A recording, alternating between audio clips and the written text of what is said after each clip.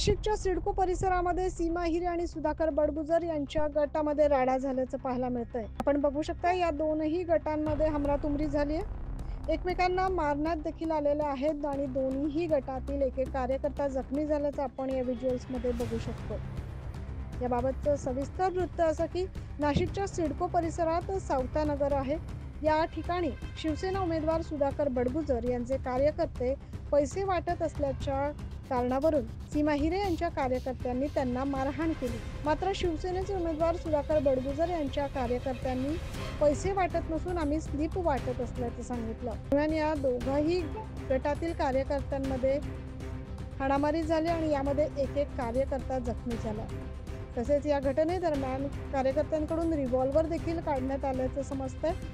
आज या ठिकाणी भाजपचे आमदार पंकजा मुंडे यांची जाहीर सभा होती, मात्र या घटनेमुळे सभा रद्द करण्यात आली आणि पंकजा मुंडे या थेट पोलीस स्टेशनमध्ये दाखल झाल्या। सदर घटनेत दोनही गटांनी एकमेकावर गुन्हा दाखल करण्याचं काम सुरू होतं। अंबड पोलीस स्टेशन परिसरामध्ये दोन्ही कार्यकर्ते एकमेकांसमोर आले, मात्र पोलिसांनी दोघांनाही वेळीच ताब्यात घेतल्यानं मोठा अनर्थ टळला। नाहीतर पोलीस स्टेशनच्या आवारातच मोठी घटना घडली असती।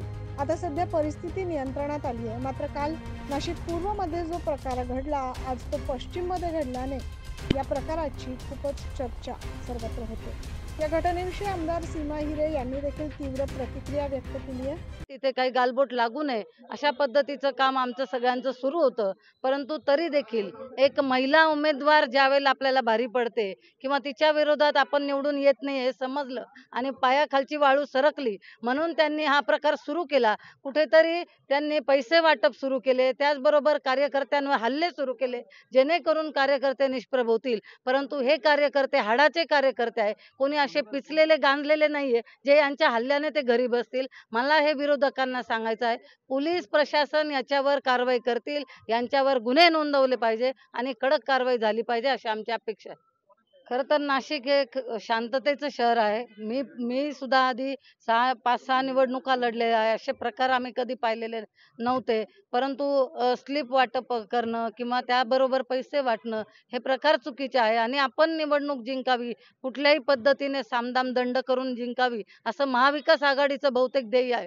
कारण महायुती सरकारचं काम आणि त्यांनी सध्या पाहिलेला प्रचार आहे याच्यामुळे त्यांना असं कुठेतरी वाटतंय, मला वाटतं की आपण निवडणूक जिंकू शकत नाही। पूर्वी पण असे आरोप अनेक वेळा त्या व्यक्तीने केले आहेत। चोराच्या उलट्या बोंबा असतात, स्वतः नीच कृत्य करायचं आणि दुसऱ्याला आरोपी बनवायचं, ही कृती काही बरोबर नाही। लोकशाही पद्धतीमध्ये निवडणूक लढण्याचा अधिकार सर्वांना आहे आणि लोकशाही पद्धतीने निवडणूक लढत असताना अशा प्रकारचं स्लिपा वाटपाचं काम त्या ठिकाणी चालू होतं।